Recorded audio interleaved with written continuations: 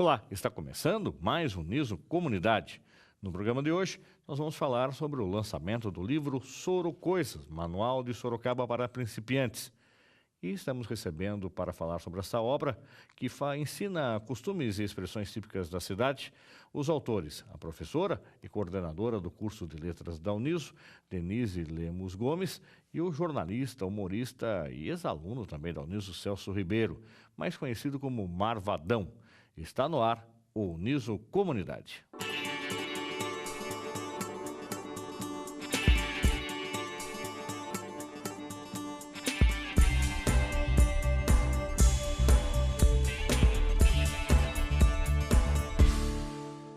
Estamos recebendo a professora Denise Lemos Gomes e o humorista Celso Ribeiro, o Marvadão, eles que escreveram um livro Sorocoisas, Manual de Sorocaba para Principiantes. Inclusive está à disposição, a gente já vai saber onde que você pode comprar esse livro. Ele foi lançado recentemente num grande evento aqui na cidade, que lotou o auditório da Associação Comercial da nossa cidade. Mas como de praxe no nosso programa, a gente conhece um pouco mais do perfil do nosso entrevistado. Daqui a pouco a gente entra na história do livro. Vamos começar pela professora Denise. Professora Denise, eu gostaria que a senhora contasse um pouco da sua trajetória até chegar à coordenação do curso de letras da Uniso. A senhora fez graduação aqui na própria universidade, né? Daí aí a senhora fez mestrado, doutorado. Queria que a senhora falasse um pouquinho sobre isso. Tá. Então, um prazer estar aqui. A minha formação foi sempre aqui na Universidade de Sorocaba. Fiz graduação em letras, português e inglês, pedagogia também. Depois fui para o mestrado, também aqui na universidade, mestrado em educação e doutorado também aqui na Universidade de Sorocaba. E na parte prática, a senhora ministrou aulas sempre na Uniso ou a senhora teve experiência no ensino médio, em outras instituições de ensino? Como é que foi a sua experiência enquanto docente? Eu sempre digo para os meus alunos que eu acho que eu só não experimentei a terceira idade, mas do restante, todas as faixas etárias eu tive experiência. Tive uma escola de educação infantil, em que eu pude ter contato com crianças da mais tenra idade, o que é muito gratificante. Depois, ensino fundamental na escola pública. Também nunca perdi como referência a escola pública do Estado. Ensino médio, com língua portuguesa. Ministrei aulas também em laboratório de redação em escola privada, aqui de Sorocaba. E depois no ensino superior.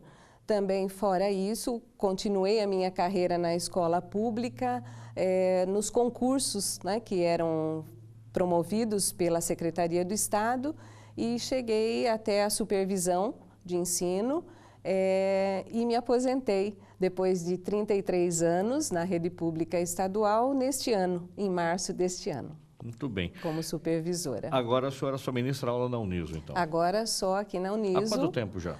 19 anos. 19 anos na Uniso. 19 anos na Uniso. Muito bem. Vamos conhecer um pouco mais do Celso Ribeiro, o Marvadão. Celso, queria que você começasse contando também a sua trajetória. Lembrando que você não é de Sorocaba, né? Você que é de Rio das Antas, em Santa Catarina. Como é que você veio cair aqui? Como é que o sapo caiu na água aqui? Sou uma anta antológica para os antas. Olha, meus pais vieram para morar em São Paulo, de Santa Catarina. Eu nasci em Rio das Antas, realmente. Vieram plantar banana aqui em Juquiá, bananeiro. Eu fiquei estudando em Caçador, que é uma cidade onde eu me formei com os Irmãos Maristas, que é uma ordem de ensino. E depois acabei vindo para cá, estudei no nosso querido Estadão. Depois fiz letras no curso na Faculdade de Filosofia, Ciências e Letras, que foi o embrião da Uniso. Depois fiz curso de especialização em literatura brasileira em São Paulo e aí fui me formando, bem dizer, na prática, trabalhando em jornal, trabalhando em rádio, em assessoria, daí meio que fui me formando em jornalista, que eu tenho o registro oficial de jornalista. Me transformei em publicitário por necessidade de trabalho e fui aprendendo e fazendo e lendo muito. Acabei dando aula em curso de comunicação em faculdade também, além de ser concursado em rede pública estadual, de onde pedia conta para me dedicar realmente mais a jornalismo. E hoje trabalho em várias plataformas de de imprensa, de jornalismo, que me deu uma versatilidade, vamos dizer assim. Quer dizer, eu sou assim uma espécie de dinossauro que sobreviveu à chuva de meteoros e estou aí tentando evoluir ainda. E como é que surge o jornalismo na sua vida? Como é que de repente você, ex-aluno de letras, de repente envereda pelo jornalismo e começa lá no Diário de Sorocaba? Na verdade, o jornalismo veio antes da faculdade, porque quando eu vim para Sorocaba, eu fui trabalhar num banco que havia no centro de Sorocaba. E na época eu já comecei a colaborar na antiga Folha Popular, o Diário Popular, escrevia umas bobagens, umas poesias, umas crônicas, iniciantes, né? Aí que eu fiz a faculdade dele, eu já estudava no Estadão, né? Aí que eu fiz o curso de letras e daí comecei realmente a trabalhar no Diário, depois daí montei a Folha de Votorantim junto com o César, depois trabalhei no Cruzeiro do Sul muito tempo no departamento de marketing, aí comecei a colaborar no Cruzeiro do Sul, aí fui trabalhar em São Paulo, na Rádio Jovem Pan, na Paulista, na parte de jornalismo, aí comecei a fazer campanha política, daí virei assessor político, daí fui escrevendo e fui dando palestra, dando aula, aí virei, vamos dizer assim, um empreendedor na área, assim, empreendedor no sentido de vou fazendo o que posso, o que preciso, o que pode me dar alguma coisa de ganha-pão na atividade de comunicação. Então, eu sou meio eclético, embora não tenha uma formação acadêmica que a Denise tem, que é exemplar, né? Agora, você tem hoje uma agência de comunicação sua, é isso? Eu tenho uma pequena agência de comunicação, eu já trabalhei muito com propaganda mesmo, hoje dou mais assessoria para algumas associações e produzo livros também para particulares, escrevo livros, os próprios livros nossos, né? E tenho outros projetos grandes de livros aí. Atualmente eu presto algum tipo de assessoria histórica para a Associação Comercial, que está fazendo um levantamento de toda a história do comércio de Sorocaba, a história da associação que vai fazer 100 anos. Eu presto assessoria para a Associação dos Engenheiros e Arquitetos de Sorocaba também. E, além de tudo, full time, eu pesquiso sobre Sorocaba, observo o texto das ruas, aquilo que está acontecendo nas ruas, leio muito. Então, eu tenho uma observação permanente com Sorocaba. Eu tenho um caso de humor com Sorocaba, que rima com amor. Muito bem. Professora Denise, o que é mais difícil? É ministrar aula para alunos, para crianças, para adolescentes, para adultos, e nesse período todo de 33 anos no magistério, no ensino público e mais 19 anos na Uniso, nós percebemos que houve uma evolução na capacitação do aluno aprender mais, porque aí ampliaram-se as possibilidades. Quando a senhora começou há 33 anos, o aluno tinha o acesso ao jornal, à rádio e televisão, daí surge a internet, que dá aquele boom de agora sim, todo mundo tem acesso a tudo, e o aluno então vai ter a possibilidade de, num toque de dedos, rodar o mundo com o celular, e ele ficou mais ágil, mais inteligente, mais esperto, ele consegue entender outras línguas, ou parece que isso foi ao contrário que aconteceu? Então, como educador, a gente encontra coisas importantes e significativas em todas as faixas etárias, né? Tem o despertar e a correspondência da criança imediata quando ela descobre o conhecimento. Na faixa etária de adolescentes, tem aquele momento de transição, de afirmação do adolescente e às vezes de irreverência, que também é bonito sentir o poder de argumentação do adolescente. E no ensino superior, que eu também experimento, é um grupo mais amadurecido, é um grupo que já sabe o que quer, já definiu sua trajetória. Então, ali também a gente vê um envolvimento, um empenho, muito sonho, muita esperança. Então, assim, eu consigo encontrar e consegui em toda a minha trajetória sentir esses alunos presentes, né, na aula, envolvidos naquilo que a gente está trabalhando com eles. Então, para mim, ensinar, trabalhar com alunos, seja de qualquer faixa etária, é muito gratificante. Gosto muito. E para você, Celso, como é que foi de repente, de professor também em escola pública, que você foi titular, foi concursado, você dava aula em Votorantim, não é isso? Dava aula de língua portuguesa em Votorantim. Aí você ministrou aula também de por língua algum portuguesa. tempo, e daí acabei pedindo a conta, vamos dizer assim, porque eu achei que eu tinha eu gostava mais da parte de jornalismo, parte de comunicação, e um pouco também decepcionado com o ensino. Achei que eu ia dar aula de literatura à noite para um público que não estava assim muito interessado. Como motivar essas pessoas? Então eu não tinha. Na faculdade mudou isso? Você percebe que o aluno que foi para a faculdade, que foi seu aluno na faculdade, ele tinha uma outra pegada, ele tinha um outro interesse? Você percebeu isso? Que você rendeu mais dando aula em faculdade? Em algumas classes, sim. Algumas turmas, sim. Outras turmas, até pior do que eu enfrentei no ensino básico e secundário, médio. Boa parte dos alunos de faculdade, desculpe falar, são analfabetos funcionais.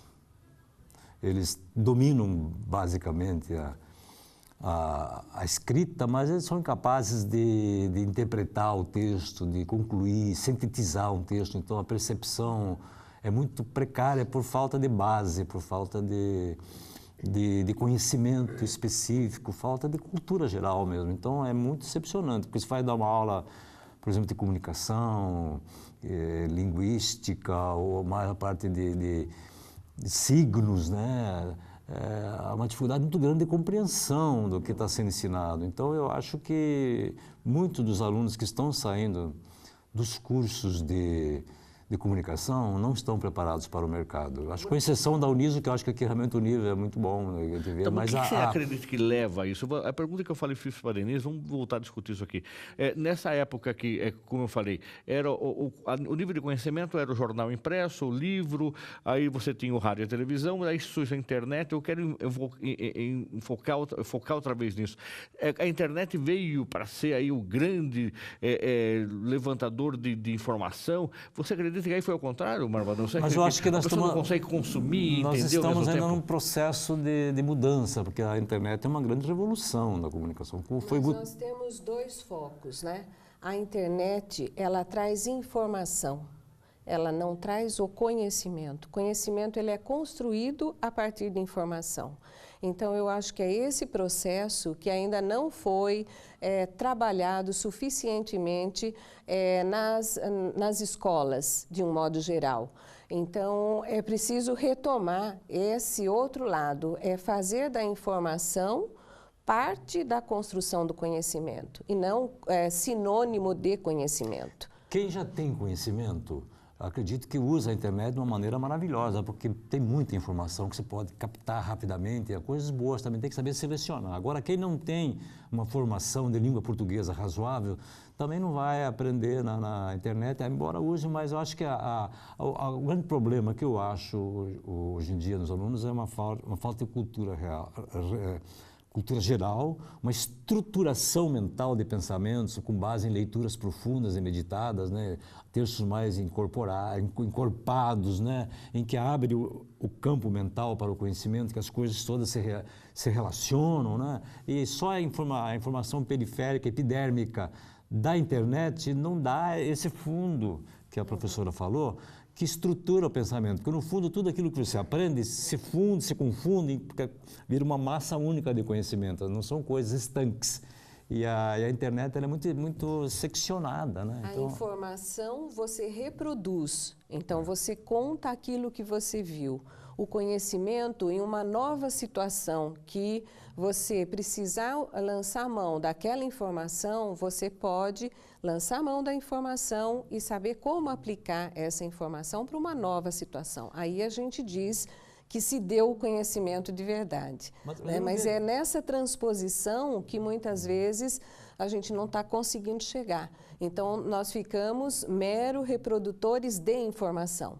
Então, isso tem enfraquecido demais a qualidade da educação, das aulas, né, e do conhecimento como um todo. Eu não vejo com pessimismo o surgimento da internet, nem poderia ser, porque é uma mídia extraordinária, né? Um meio extraordinário de rapidez de comunicação. À medida que essas coisas entrarem no equilíbrio, na fase da acomodação das novas tecnologias, eu acho que teremos um ser muito mais informado, incorporando essa nova rapidez da tecnologia, acredito que a mente nossa também haverá de ter um procedimento mais rápido, não aquela coisa demorada, que demorava 50 anos para uma coisa se consolidar. Hoje, em 1 ano, né, menos até, as coisas acontecem. Então, eu acho que um novo homem, um novo ser está surgindo, uma nova mulher, adaptada à nova tecnologia, com novos caminhos de conhecimento, mesmo porque a parte da legislação mesmo da internet ainda é muito dúbia, né? Como que funciona, como é que é a plataforma.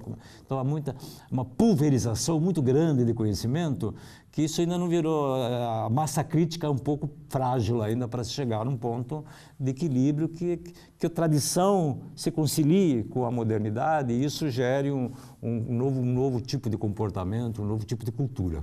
Mudou o perfil do aluno, então, professora Denise, quando a senhora começou a ministrar aula há 19 anos no ensino superior, tá? E preparava as suas aulas de língua portuguesa com um determinado formato, e aí a senhora percebe que não dá para usar aquele formato todos os anos, ou seja, a cada semestre, hoje, nós professores temos que mudar as nossas aulas por causa não só das novas plataformas, mas das informações que os alunos recebem de outras fontes e que aí quando você apresenta a aula, o aluno questiona a sua própria aula porque ele já viu isso em outro lugar ou deveria ter visto e ele colabora, participa da aula. Exatamente, eu diria que não é nem mais semestral, ela é quase que diária. Numa aula que você dá numa semana, na semana seguinte, até em correspondência àquilo que o aluno trouxe ou questionou, ou surgiu de tema ou necessidade da aula anterior, você já precisa reformular aquilo que você tinha pensado no semestre para trabalhar na aula seguinte. Então, eu acho que isso é um ganho. É uma maneira muito mais dinâmica, né, desse processo em que o aluno também participa, em que ele aprende e nós aprendemos também, acho que muito mais do que o próprio aluno. Agora, Marvadão, de pai e avô, você mantém as mesmas histórias que você contava para a sua filha, que foi nossa aluna de publicidade aqui na Uniso?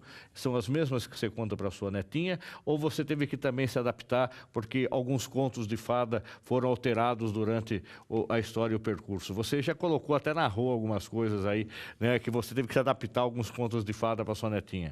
Eu vou falar sinceramente existe muita modernidade em tudo, mas no fundo o ser humano é antigo pra caramba, o ser humano é formal pra caramba, ele é tradicional pra caramba. As crianças não são modernas nem antigas, elas são apenas crianças com todo um potencial para aprender. Elas vão aprender o que você ensinar, o que você conviver, o que tua família passar para elas. A minha nova netinha tem as mesmas reações que minha filha tinha, porque ela não tem um fundamento ainda de conhecimento. Ela tem aquela coisa instintiva que começa a ser intelectualizada, ela começa a descobrir os primeiros códigos, né? E, inclusive, eu estou pensando em escrever, possivelmente com a Denise, o Nenenês, as linguagens dos bebês, quer dizer, um livro de crianças, sobre crianças, mas para a gente adulta, ler, mas com linguagem de criança. Então, quais são os primeiros gestos, os primeiros olhares, as primeiras sensações que o bebê passa para a gente, para se comunicar com a gente. Eles sabem lidar com a gente muito bem, nós que não sabemos lidar com eles. Eles se comunicam muito bem com a gente, aquilo que eles querem, eles travasam na hora. Então, eu acho que, no fundo, nós somos muito antigos em tudo, somos muito essenciais em tudo. Só existe um verniz cultural, uma certa agilidade nas coisas. O ser humano é ser humano como antigamente, nas suas paixões, nas suas necessidades, no seu sentido de posse, até na sua maldade empírica, vamos dizer assim, aquela coisa do animal, vamos dizer assim, né? O ser humano precisa ser educado num ambiente de educação com tradição, onde a modernidade se adapta à tradição para que tenha sustentação formal da sociedade, dos meios todos, né? Só modernidade não flui. Por quê? Porque não tem base que sustente a cultura, a identidade, a tradição. Então, eu sou bastante conservador em umas coisas e muito moderno em outras. Eu acho que as duas coisas têm que estar juntas. Então, os processos de ensino, por exemplo, eu acho que o que é fundamental não muda em 10, 20, 30, 40, 50 anos, ele perdura. Pode mudar a nomenclatura, pode mudar uma coisa, pode ter um enfeite aqui, um charme do outro lado, mas no fundo o ser humano é ser humano básico, como sempre foi. Só o verniz que muda, né? Só a tecnologia que muda, mas o ser humano é ser humano essencial. A sua neta está com quantos anos hoje? A minha neta está com 8 anos. Tá, e você, ela já usa o celular, já tem celular? Usa tem, tudo, tá. ela usa há 3, 4 anos, já usa, como é que chama? O tablet já usa, tablet é brincadeira, ela brincava no meu computador, não vamos dar tablet para ela porque ela tem que pegar um para criança, mas ela já usa no meu computador para brincar, então vou dar um tablet de verdade para ela que ela usa para brincar. Ela acessa melhor do que eu, um monte de coisa e ela sabe muito. Ela tá... Mas ela ainda utiliza do lúdico?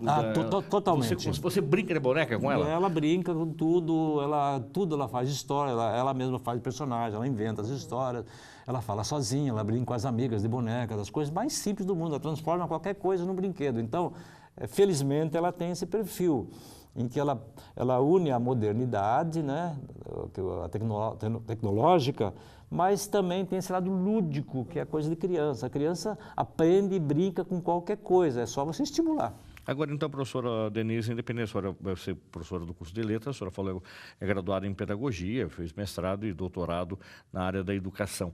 É um risco ou não é risco dar um celular, dar um tablet para a criança calar a boca numa mesa de um restaurante, na mesa de casa ou na própria residência? O calar a boca no sentido de que aí ela fica quieta, tá?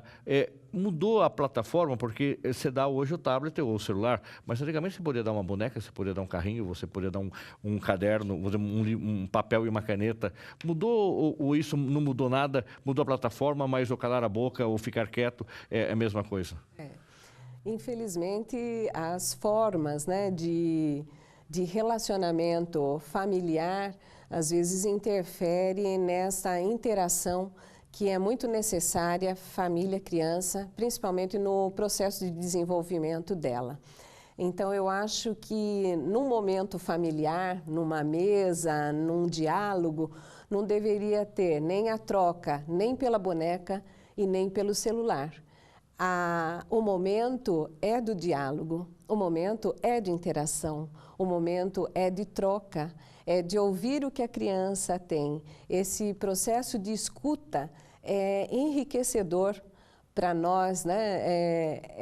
Ele traz um calor, ele traz aprendizado, ele traz esclarecimento. E se a gente não dá voz e vez para a criança, você também não pode sentir o que ela está pensando, você não pode entender como é que ela está processando o mundo. Então, não é a hora nem da boneca e nem do celular, é a hora do diálogo entre pessoas nesse momento. Eu acho tão bonitinho, porque a Olivia, que é minha neta, eu falo da Olivia, mas é qualquer criança assim hoje em dia. Ela manda torpedinho para mim, eu te amo, estou com saudade, eu gravo uma coisinha. Então, no momento que ela faz isso, eu acho que está tudo de acordo, está tudo bem. Ela estava só usando um instrumento moderno para dizer as mesmas coisas que ela diria pessoalmente. Então, acho que aproxima até a parte afetiva, se isso for bem usado, né? Então, eu sou totalmente a favor das tecnologias todas, desde que não se perca uma coisa que eu acho fundamental. As crianças podem discordar da gente, o caso não pode perder a linguagem afetiva, a parte afetiva, aquela coisa... Agora, falando em parte afetiva, fala em educação e cultura. A criança que, quando você começou a dar aula lá em Votorantim, nos anos 70, né, ela vinha com uma educação familiar diferente do que você acredita que vem hoje. Tá? Hoje, de repente, ele foi para a escola para aprender, ou seja, a escola vai trazer uma cultura diferenciada daquela que ela teve na sala de aula, uma cultura formal, né? Mas a educação básica veio, o bom dia, boa tarde, boa noite, dá licença, eu posso ir ao banheiro, o senhor, professor, por favor, senhor, enfim, como é que era? Isso era muito mais frequente. Você entrava na classe, os alunos levantavam, inclusive, né? Bom dia, e pediam licença para tudo. Hoje eles saem, entram, se bobear, desacatam você no meio da sala de aula, entra a hora que quer, sai a hora que quer. A própria estrutura da escola também já não preserva certos comportamentos, né? A escola perdeu o seu poder, a sua força, de autoridade. Aliás, o padre perdeu força, o bispo perdeu força, a autoridade policial perdeu força, o juiz perdeu força, o delegado perdeu força, as instituições como um todo perderam força. Então, a educação não é só a parte formal da escola, a educação social, comportamental, né, da civilidade, né, os aspectos civilizatórios estão prejudicados em função de uma certa, parece que estourou um pouco essa coisa do domínio do núcleo familiar, que tinha a educação, as crianças tinham medo da bronca do padre, né? As crianças tinham medo do delegado, do policial que olhava, as crianças já ficavam. Então, o princípio da autoridade está seriamente comprometido, acho, em todos os níveis. Então, as crianças, antigamente, elas não tinham tanto apelo da internet, aliás, não havia, né?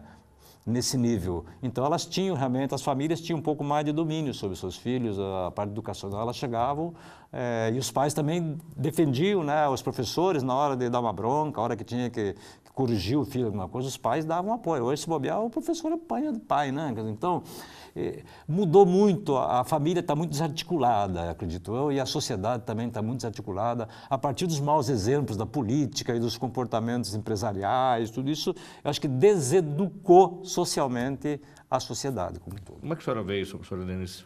Então, eu concordo com o Celso em partes, né? Eu acredito, sim, que a sociedade está desarticulada, as famílias também, mas eu não gosto muito desta relação medo, opressão, autoritarismo, que se instala, às vezes, em algumas instituições, entre elas a escola, né, em que eu convivi uma grande parte, até porque as nossas necessidades e estruturas atuais são outras.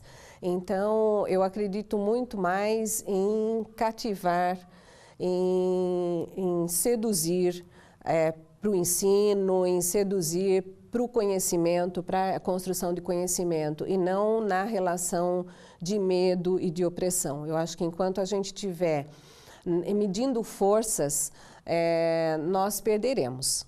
Então, eu acho que a gente precisa investir muito mais nesse aspecto de envolvimento, como eu disse, na escuta do que é a necessidade atual, nesse repensar do que nós estamos fazendo também, que nem sempre é o correto, não é porque a gente fez assim e já deu certo que a gente vai se manter assim.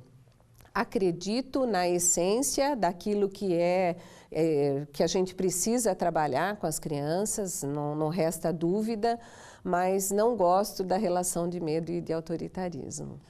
Bem entendido. Em nenhum momento eu defendi o autoritarismo, só o princípio de autoridade. Hoje em dia, tudo que é autoridade é autoritário, o que não é verdade, né? Não virou sinônimo de um do outro, né? Não é a mesma coisa, há uma confusão, na verdade. Obviamente que temos que aprender novas maneiras de lidar com o nosso público, novas formas de cativar, obviamente, isso aí.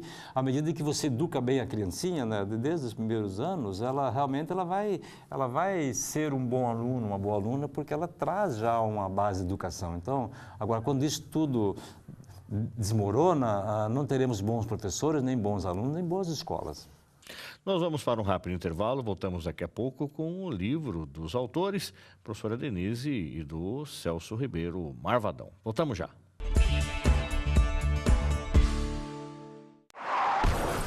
A cada 1000 atropelamentos, apenas 9 saem ilesos. É na faixa que o respeito pede passagem. Pedestre, sinalize com o braço estendido a intenção de atravessar na faixa. Condutor, freie para que o pedestre passe com segurança na faixa. Use o pisca-alerta para avisar o veículo de trás da sua intenção de parar para o pedestre. Com atitudes simples, fazemos um trânsito melhor.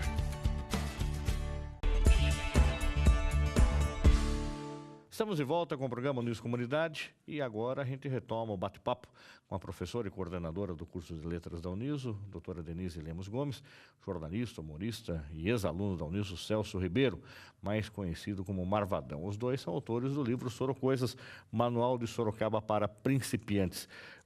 Tem que perguntar, porque é a questão, por que o Marvadão? De onde que você ficou marvado? Na verdade, eu não sou marvado, coisa nenhuma, eu sou bonzão, né? Quem me conhece sabe que eu não Estou mais para padre do que para... Para peixe-papão, então. Mas isso é uma história já que eu já contei algumas vezes, inclusive aqui uma vez, quando eu trabalhava no Diário de Sorocaba, eu escrevi uma coluna Dicas e Transas, quando transas ainda era outra coisa, não o sentido de hoje. E aí uma menina falou que trabalhava lá, filho do Alcir Guedes, jornalista, amigo nosso. Eu usava Ribas, que é de Ribas, de Ribeiro. Você é muito marvadão, porque eu fazia piada na época difícil de escrever, você usava metáfora, na época do governo militar. Você é muito marvadão, né? Porque eu brincava com os assuntos. E daí eu coloquei de brincadeira, Ribas o Marvadão, e nunca mais tirei, quer dizer, foi uma... Mas aí o Ribas veio da onde? Do Ribeiro? Do Ribeiro. Tá. Daí ficou assim, daí eu inventei uma desculpa, por que eu vou manter o Marvadão, né? Porque Sorocaba gosta de usar tudo em ão, né? Feirão, mercadão. Mas não é malvadão. Não é malvadão não é nada, né? É marvadão, é malvadão. Então é por causa do uso do ão, que a gente usa muito aqui, né?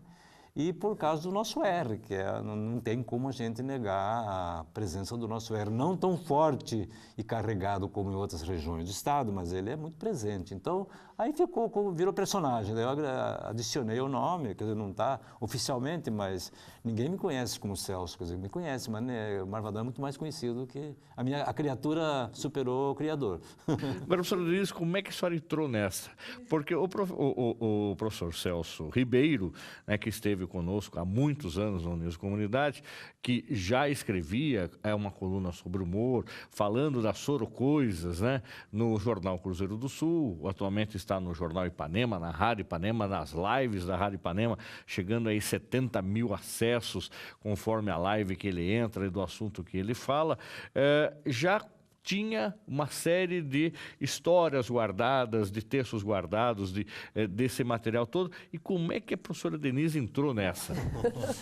A senhora também está marvadona, a senhora é marvadinha. Como é que... Não, nossos estilos são completamente diferentes, não concordamos em tudo, há divergência sim, mas foi justamente por estar coordenando, né, o curso de letras já há algum tempo. Então, eu convidei o Celso várias vezes nas Semanas de Letras para participar, e aí nós tivemos uma aproximação maior dos contatos, das próprias palestras que ele veio dar no curso de letras, e ele mencionou esse sonho, que como você disse, era um sonho antigo, né, de escrever o Sorocoisas.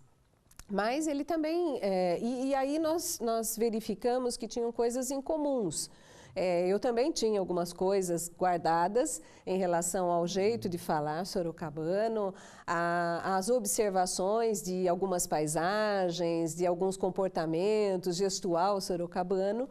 E eu acredito que faltava o tal do empurrãozinho, e também porque a escrita, assim como a leitura, é um ato solitário e difícil da gente suplantar a autocensura e partir para a autocrítica, que é o que eu acho que merece ser evidenciado, que é a autocrítica quando a gente faz um trabalho e não a autocensura. E penso que era esse o entrave na escrita do Celso, né? Ele estava auto se censurando demais, achava que não era o momento ou não era a qualidade de escrita que mereceria ser publicado. Então, aí nós começamos a trocar os textos, né? Eu lia, fazia os cortes, as minhas observações, não com esse lado de autocensura, mas de autocrítica, e as coisas começaram a fluir, que em 15 dias nós tínhamos 60 textos. Em 15 dias nós tínhamos 60 textos trocados e partilhados e construídos ali, né, em conjunto. Agora, então, ela foi muito marvada na hora da correção, adaptação, sugestões dos seus textos, ou não? Denise é doce, ela não tem... Nossa, bom senso, né? E o livro, se escreve, é um ímpeto, o ímpeto criativo, que eu tinha tanta coisa na cabeça, tanta coisa guardada nas gavetas, papéis e mesa de bar, que eu anoto, eu digo, se eu for pesquisar tudo que eu já escrevi sobre isso, eu vou levar 3 meses para mais ou menos organizar Pachar o material, coisas. ia ter tanta informação que o meu livro ia ficar muito chato, ia ficar muito cheio de informação e não teria uma narrativa gostosa de ler. Então, eu vou escrever com aquilo que está boiando na cabeça, onde der que pele, como fala o gaúcho, né? Quer dizer, então, eu vou escrever com aquilo que está presente na minha cabeça, num jeito gostoso, solto, com humor, com certo rigor literário na escrita, mas na estrutura maior, mas, de certa maneira, usando o sorocoisês, a nossa língua, né? Usando os termos, o jeitão, a inflexão, né? O jeito nosso de escrever, Quer de dizer, que falar. aqui não existem, então, crônicas distintas e separadas. Você tinha uma base, a professora Denise tinha outros textos dela, e aí vocês montaram juntos. Esse Então, vocês texto é um texto assinam único, junto, né? tá? É um texto único. Juntos os textos, As é isso? crônicas são... É como se fosse um cronicão grande, dividido em títulos, as crônicas conversam entre si. Todas elas têm o mesmo fundo, o mesmo sentido de linguagem. Então, elas não são crônicas estanques. Claro que a pessoa pode ler uma por uma e fecha um assuntinho, mas ela se relaciona com a outra crônica, a crônica seguinte, com a primeira, com a última, com o glossário. Então, E falando em glossário, aí você tem um glossário, né? É como se fosse um vocabulário, um dicionário, né? Um dicionário onde você tem aí as situações de Sorocaba e puxar uma aqui, animar, né? Depreciar alguém ou fazer-se vítima. Fez errado, agora corrija seu animar. Estou trabalhando muito, sou mesmo um animar, né? Animar de teta, né? Apitando na curva. E o nosso R, ar no zóio, né? Esses dias eu ouvi você na rádio contando a história do ar no zóio. Você sabe o que é um ar no zóio?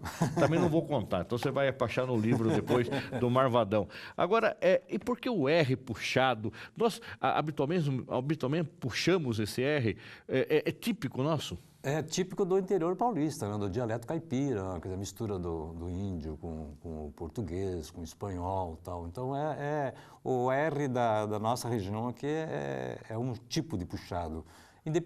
Ao contrário do que acontece no Rio de Janeiro, que o R lá é diferente, o R de chiado. Então, é muito característico de vários estados, não só aqui. O dialeto caipira não é só do interior do estado de São Paulo, outros. Em cada região tem um jeitão. Nós estamos, vamos dizer, aqui com um subdialeto em Sorocaba, que é parecido com o de Piracicaba, de Tietê, mas só que em Piracicaba, por exemplo, o rap trepida no R inicial.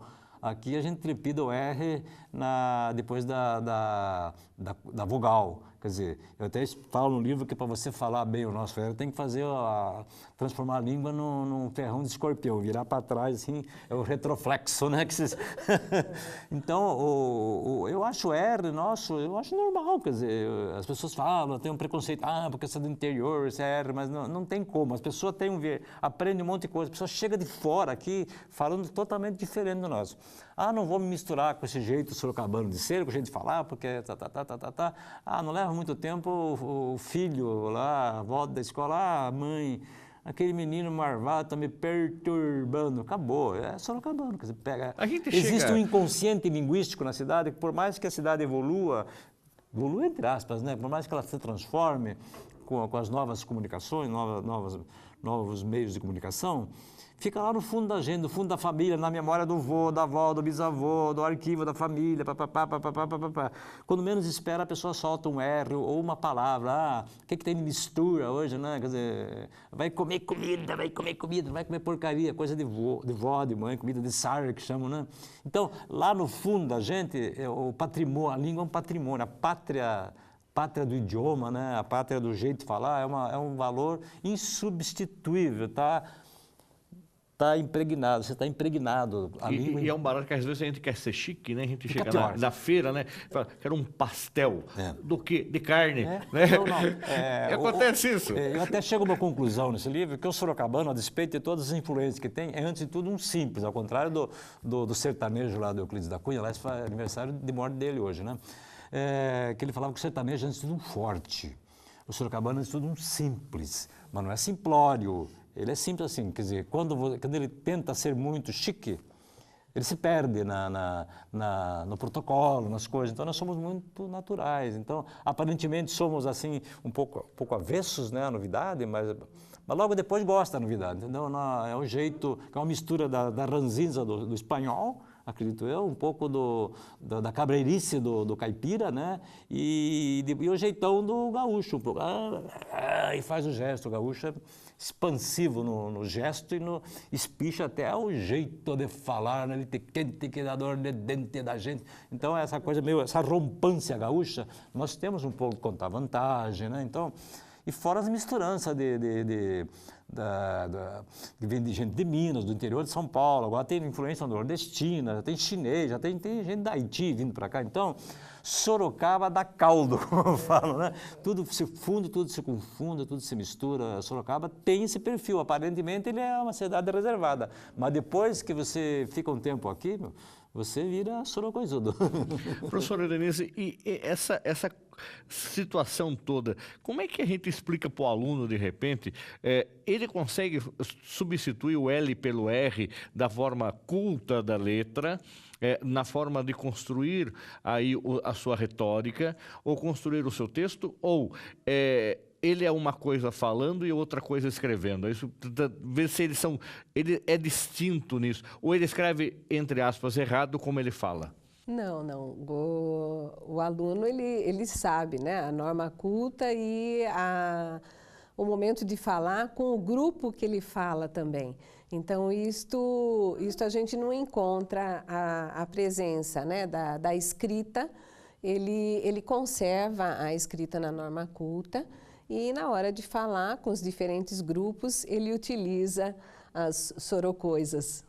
E dá para trabalhar isso com ele sem ficar corrigindo e sem ser chato? De repente a senhora pega um aluno, uma aluna em sala de aula, mesmo na universidade, que vem com essa essência, né? Hoje a Uniso é uma referência na região metropolitana de Sorocaba, ou seja, Capela do Alto, Salto de Pirapora, Iperó, e aí então essa realidade desse vocabulário dele, essa cultura que ele traz de família, e esse jeitão de falar dele também, como é que de repente a senhora trata isso de forma sutil para não ficar corrigindo imediatamente o aluno de todas as formas? Ou é melhor deixar que ele fale desse jeito, leve essa cultura adiante também? São várias formas, né, que a gente pode usar. A gente acabou de falar de tecnologia e do uso dela muitas vezes inadequado, mas a gente pode até usar isso a favor das aulas e de uma metodologia. Uma atividade, uma proposta que a gente pode fazer é uma filmagem com o celular de uma situação do cotidiano e depois a transcrição disso e depois o trabalho na norma culta dessa transcrição. Então isso é muito interessante porque faz com que o aluno se veja em uma outra situação e a gente pode também trabalhar que existe um momento do cotidiano que ele não vai ficar trabalhando a língua e ele entende isso, né, sem achar que você está corrigindo e discriminando a própria fala dele.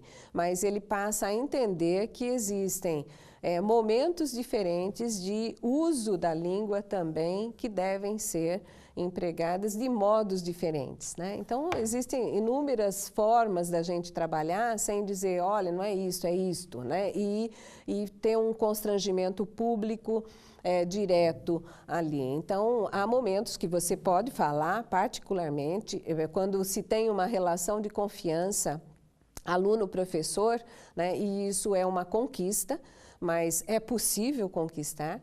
E você pode ter essa conversa também no particular, até como um alerta para que ele entenda que há circunstâncias em que há necessidade de seguir a norma culta, dependendo do local onde ele está ou com o grupo que ele está, mas sem ter um constrangimento. É uma questão de níveis de linguagem, na verdade, né? A língua é viva, né? A língua é viva, a língua coloquial, ela nasceu antes da língua formal. Primeiro as pessoas aprenderam a falar, depois vieram os gramáticos para encher o saco da gente, né?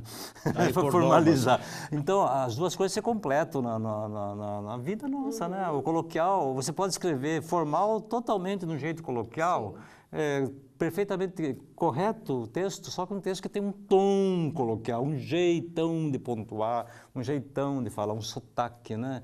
Então, a realidade do coloquial certamente sobrepuja qualquer verdade acadêmica, porque é a vida ao vivo, na prática. A vida acadêmica tenta explicar, entender, formalizar, levar a pessoa para o domínio da língua culta. Domine a língua culta e faça o que quiser com a língua, porque daí você pode estar livre para você usar à medida da sua necessidade, do seu estilo pessoal, né, da sua necessidade. Então, a língua está viva. Então, o que esse livro tem? Ele é escrito em linguagem formal, em língua formal, a estrutura dele é formal, só que encapando um jeitão, um sotaque nosso de ser. Então, ele não é um livro acadêmico, não é um livro didático. É um livro escrito em linguagem coloquial, com humor, com valorização do folclore, mas, obviamente, há aqui observação jornalística profunda, até de anos e anos de observação, e há um sentido profundo de entendermos o que é a nossa realidade a partir dos usos e costumes, dos comportamentos, das linguagens todas. Então, nesse aspecto, eu acho que o livro é um livro que fala da nossa cultura, no sentido maior da cultura, né? Nós colocamos que não é um livro didático, mas ele pode ser usado didaticamente. Como instrumento, até de pesquisa, como né? pesquisa, ele não tem metodologia, mas é a metodologia da observação jornalística, do relato, da narrativa, né? Então, sob esse ponto de vista, é um livro que uma criança lê, quer dizer, lê e entende boa parte, quer dizer, o glossário aqui vale para todo mundo. As pessoas, as mais formais possíveis, tem o seu momento de descontração, o momento que fala e que aprecia. O livro, esse é um livro de valorização do jeito sorocabano de ser, que é um jeito regional e que, por que não dizer, que é um jeito bem brasileiro de ser. Agora, professor Denis, onde entra o professor Aldo Vanucchi nesse livro? O nosso eterno reitor também tem uma participação nele? Então, o professor Aldo é muito querido, nosso, né? Nos conhece há muito tempo.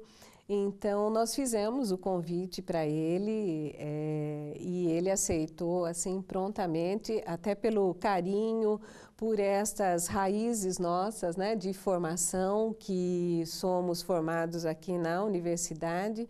Então, ele carinhosamente prefaciou o livro. Isso foi uma honra também, Marvadão? Ter, de repente, o seu ex-professor, né, e amigo, né? Ele é um sorocoiso já ou não? Ele é um sorocoisudo de marca maior, para usar um termo que eu conheço. Quer dizer, ele nesse sentido, ele gosta de Sorocaba, ele tem toda uma formação acadêmica, uma tradição, nossa, vários livros já escritos, mas ele, fundamentalmente, é uma pessoa simples, não é? Ele é pessoa simples, pessoa do povo, pessoa que respira o texto da realidade, que leu muito, mas continua lendo o texto do dia a dia, que é o texto da língua viva, né? Então, ele é uma referência cultural da cidade. Mais do que isso, ele faz a leitura da essência humana, né? Então, e ele traduz isso, seja nos discursos, seja num prefácio, ele consegue... Ele escreve fácil, né? Escreve fácil. Quando ele leu e escreveu, eu falei, nossa, parecia que ele já tinha lido profundamente, ele já tinha feito uma análise. Da alma do sorocabano, né? A alma do sorocabano ficou externada ali nas palavras dele do prefácio. Agora, nesse aspecto, só para que esse livro aqui, ele é como se fosse um manual da cidade. Quer dizer, procuramos explicar para as pessoas que estão chegando de fora o que é Sorocaba, o que é Lenhinho, o que é Lenponte, por que usa isso, por que usa aquilo, os referenciais básicos da cidade. Então, para quem está chegando aqui, que não conhece nada de Sorocaba, estranha o jeito de chamar pão, filãozinho, rodeio horário, tem uma série de termos que as pessoas não entendem muito. Quem for ler esse livro vai facilmente compreender as nossas coisas básicas. Então, é um guia para quem está chegando. Nós falamos que é um GPS de Sorocaba, né? Então, vai lendo e vai sendo... Vai trilhando o caminho da nossa história também. Desde o chegandinho, as influências todas, espanhola, gaúcha, tempo da ferrovia, das indústrias têxteis, tem todo um trabalho assim, quer dizer, esse é um trabalho que não é uma coisa específica, é uma geral da cidade. Eu tenho material para outros livros, termos para outros livros, então, para quem está chegando, é uma maneira de ficar sabendo como se dar bem em Sorocaba, qual é a psicologia da cidade. E né? para quem já é de Sorocaba, é para reviver, né, um pouquinho das sorocoisas. Muito bem. Lembrando que a foto, né, da capa é do meu irmão, do Teófilo Negrão, Exatamente. um sorocoizudo também, Ele é né? um grande sorocoizudo. O retratista da sociedade retrateiro, sorocabana, né? Que está ali na Rua da Penha, na loja tradicional que era do meu pai, há 50 anos no mesmo endereço, tá? Que é uma das características do livro também, que vai falar que o sorocabano tem esse hábito de frequentar os mesmos lugares há muitos anos. Ele ficou super empolgado a hora, Negrão, eu preciso de uma foto sua para a capa. Nossa, ele foi já correndo e foi, ele é se empolgado. Empolgou, enfim. Agora, é uma produção independente, né, Marvadão? Não tem nenhum apoio de nenhuma lei de incentivo. Como é que eu faço para comprar esse livro? Obviamente, isso aqui já é meu, mas como é que a pessoa faz para comprar esse livro? Onde ele acha? O quanto custa? Enfim. Na verdade, esse livro é uma produção independente, mas contamos com várias generosidades. O custo básico do livro foi bancado por um grupo de amigos que fizeram uma vaquinha cultural. Eles preferiram ficar anônimos, né? Não quiseram dizer quem. A gente agradeceu, inclusive. Esse pessoal bancou o custo do livro, o custo básico do livro, sem o qual ficaria muito difícil. Daí a Associação Comercial fez o coquetel, ajudou, deu toda a base para a gente, para poder um local específico, e é onde o livro está sendo comercializado. Na Rua da Penha 535, bem no centro ali, na Associação Comercial, o preço do livro é 25. Quem levar 2, leva o Bentevi, que é o livro antigo meu, tal, leva de presente, né, o Bentevi. Muito bem. E eu gostaria que você disponibilizasse um e-mail também, Marvadão, um telefone, enfim, para aquele que eventualmente não achou o livro lá ou não pôde estar lá, de repente quer falar com você, convidar para uma palestra, bater um papo, enfim, como é que faz para te achar? Pode ser uma palestra, uma noite de autógrafo, pode ser pelo mídia@marvadão.com.br, mídia@marvadão.com.br. Ou pode até ligar no meu celular, que é 99706-4177. Vamos repetir? 99706-4177. Também tem o WhatsApp nesse mesmo número, é isso? Mesmo número. Muito bem. Professora Denise, da mesma forma, agradecendo a participação da senhora. Quem quiser conversar com a senhora, também para falar desse livro, para falar do curso de letras da Uniso, falar sobre um pouco de educação, como é que faz para achar a senhora? Um e-mail institucional mais fácil. No e-mail institucional é denise.gomes@prof.uniso.br. Denise com S. Com S. Muito ou bem. no meu celular 996-05-7772. Tá certo. Obrigado, Celso, pela participação. Professora Denise também, muito obrigado. Agora eu vou me deleitar aqui lendo as nossas sorocões. O programa Uniso Comunidade fica por aqui. Se você quiser entrar em contato com a nossa produção, mandar alguma sugestão, é só acessar o Facebook Uniso Comunidade. Caso você queira rever esse e outros programas, pode visitar o nosso canal lá no YouTube. Tem tudo lá. É a TV Uniso. Até o próximo programa. Até lá!